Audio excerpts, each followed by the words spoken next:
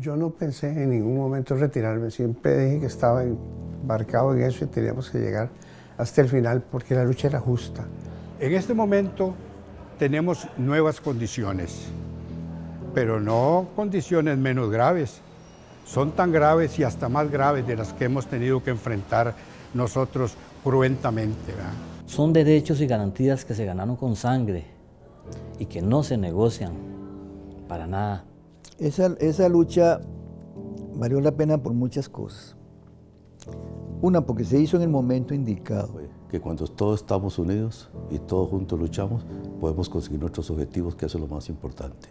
El 26 de abril de 1982, el doctor Hernán Chavarría Gómez, secretario general de Ciprosimeca, anunció a la prensa que los médicos irían a un paro indefinido de labores. Los médicos solicitaban una reivindicación económica como compensación porque la Caja Costarricense del Seguro Social no había producido una cooperativa de consumo que se había comprometido a crear 2 años atrás. Sí, el proceso se inicia en el año 79, en que hubo una negociación de los sindicatos que agrupan médicos, ciencias médicas, y se llegó a un acuerdo que se implementaría una cooperativa de servicios para que de esa manera se redujera el monto que debía gastarse al mes. Sabíamos que no podían ofrecernos eso, que la cooperativa es una iniciativa de los propios asociados. Se dio un plazo de 2 años porque lo que se pretendía era o un aumento de 2.000 colones o esa cooperativa. Y no había cooperativa ni había aumento de salario. Ahí fue donde estalló la huelga. Se dijo, bueno, ya que no nos dan eso, pues vamos por todo. La Caja aceptó la demanda salarial. Sin embargo, la Contraloría General de la República rechazó la petición.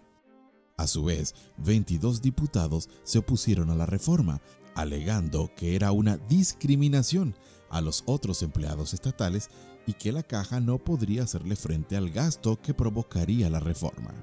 Entonces, lo que pedíamos, ve que interesante, era un salario único para todos los médicos, que todos ganáramos un salario decente. Recuerda que incluso en esa época ni siquiera llegábamos al salario mínimo profesional del sector privado, el Consejo de Salarios. Entonces, lo que queríamos era llegar por lo menos a eso, un poquito más.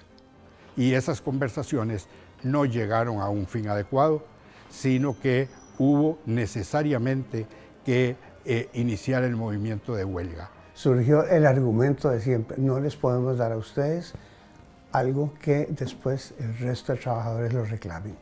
Y fue cuando se inventó todo lo de las anualidades, la carrera hospitalaria, educación de consulta externa, sonajes, todo eso que constituyó posteriormente la ley de incentivos. Ante esto, los profesionales en ciencias médicas no dieron marcha atrás, por lo que el movimiento inició con el apoyo de Ciprosimeca y la Unión Médica Nacional.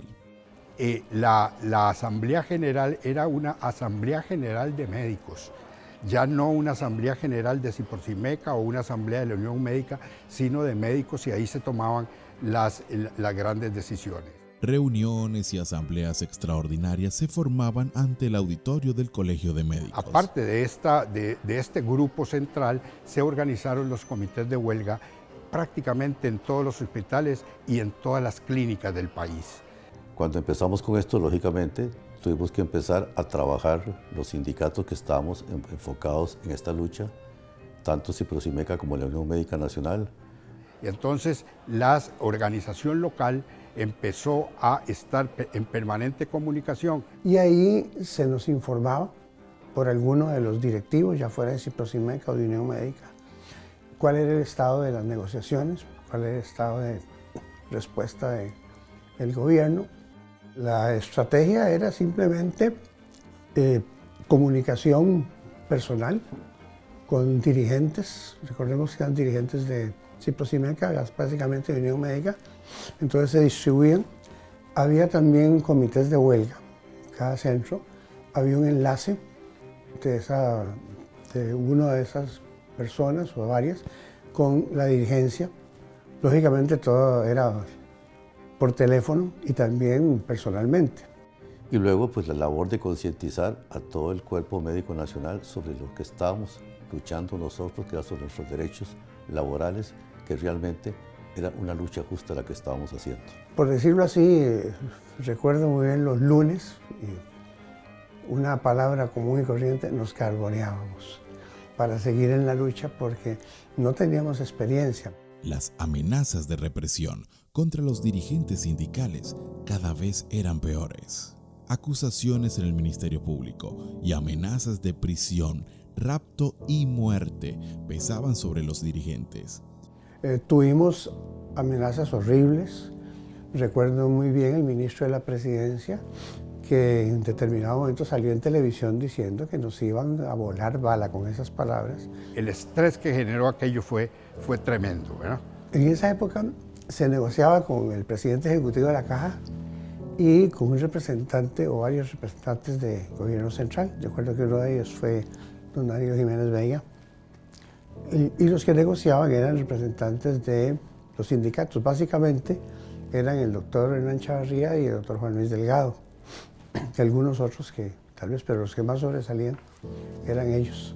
Bueno, la lucha fue algo muy estresante. Nosotros no estábamos acostumbrados a ese tipo, o no estábamos acostumbrados a ese tipo de movimientos, sobre todo tan fuerte y tan prolongado. La policía en ese momento, las patrullas se ingresaba porque había amenazas hasta para detenernos. El estrés reinaba en medio de la lucha. La guerra entre la prensa y los profesionales de la salud no cesaba. Además, la Caja no le pagó el sueldo a los involucrados en el movimiento de la huelga, manifestando que el tiempo que no se trabajaba no se podía pagar. La presión económica aumentó.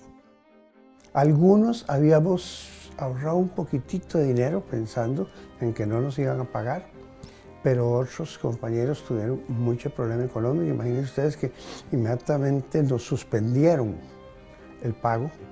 Gente que pedía préstamos, ¿verdad? En este caso por su condición económica. Fueron épocas muy duras, 42 días de huelga indefinida. Nadie podía sostenerse. Sin salario, con acusaciones en el Ministerio Público en todo el país. Yo tuve 2 demandas penales, ¿verdad? Que gracias a Dios, como la Corte no pudo manejar 1.700 casos, dio prórroga extraordinaria y caducaron. Incluso, usted sabe que se nos acusó a 1.700 médicos ante la parte penal. Tuvimos que ir a declarar, se nos llamaban. Recuerdo que a mí, por ejemplo, me llamaron y me dijeron: doctor, lo estamos citando de la Agencia Segunda Fiscal, debe presentarse el lunes y quiere venir solito, le mandamos la OIJ. Eso era tremendamente estresante. Habían detenido a algunos compañeros, eso nos ponía un nivel de angustia, de sufrimiento realmente. En los movimientos de lucha, mientras Alberto estaba en negociaciones, llamaban a la casa una noche, dijeron que iban a incendiarla, era medianoche, que gente muy disgustada con el movimiento venía hacia la casa con antorchas y que la iban a quemar. Recuerdo que cuando me llamaron, esa llamada que le dije a la Agencia Segunda Fiscal, es una de las poquísimas veces que yo he visto llorar a mi esposa, porque lo dijeron tan duro en el teléfono que ella huyó.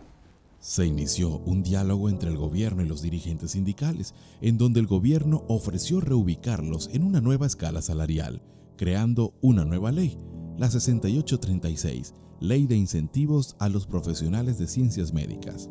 Sin embargo, CIPROSIMECA y la Unión Médica Nacional rechazaron la propuesta, alegando que estaban dispuestos a dialogar, pero con base en propuestas salariales justas para el beneficio del gremio. Cuando fuimos el último día a negociar, que yo, por ejemplo, agarré mis cositas, agarré un maletín, mi cepillo de dientes, toda la pasta, todo lo que ocupaba, paño, jabón, digo, porque teníamos que una posibilidad era que nos detuvieran, porque hubo amenazas. Y eso tuvimos que pensar, despedirnos de nuestra familia, irnos hasta luego, no sabemos qué va a pasar, irnos con eso, la mentalidad que no sabíamos si íbamos a terminar una negociación o posiblemente pudieron hasta detenernos porque el movimiento se ha prolongado 42 días. La huelga cumplía más de 30 días de desarrollarse. El gobierno envió un ultimátum para que depusieran la huelga, a lo que los profesionales en ciencias médicas respondieron que si los encarcelaban, otros profesionales asumirían la dirección de la lucha y si también eran encarcelados, detrás de ellos vendrían más. Es una cosa que no le gusta a uno hacer, pero que está ahí. Entonces se cerró en San Juan de Dios, Grecia y Turrialba. Y recuerdo que en San Juan de Dios los jefes dijeron que no, que ellos podían hacerse cargo de las emergencias. Aguantaron 6 horas nada más y cerraron. Que toda esa presión que estaba haciendo el gobierno obligó a tomar una decisión muy dura, pero había que tomarla al final, que fue el Hospital San Juan de Dios, decir no atendemos emergencias, y fue cuando vieron que la cosa realmente iba en serio y tuvo el gobierno que negociar. Ese fue el punto clave para que terminara la huelga. Una semana después, los dirigentes sindicales y el gobierno se reunieron y negociaron por más de 14 horas. Efectivamente, el final de la huelga se anunció el lunes 7 de junio. La huelga termina cuando se firma un acuerdo entre gobierno y sindicatos que los refrendaron los jefes de fracción, que se comprometieron a aprobar en una ley inicial los incentivos médicos y posteriormente el Estatuto de Servicios Médicos, que incluiría la ley de incentivos. Hay 2 puntos interesantes sacados en ese movimiento, pero lo que vino en realidad a estabilizar, no a decapitar, sino a finalizar el movimiento fue la garantía de un salario mínimo para ciencias médicas. La huelga más larga en toda la historia del movimiento sindicalista dentro de los profesionales en ciencias médicas, pero yo creo que también fue la más provechosa, ¿verdad?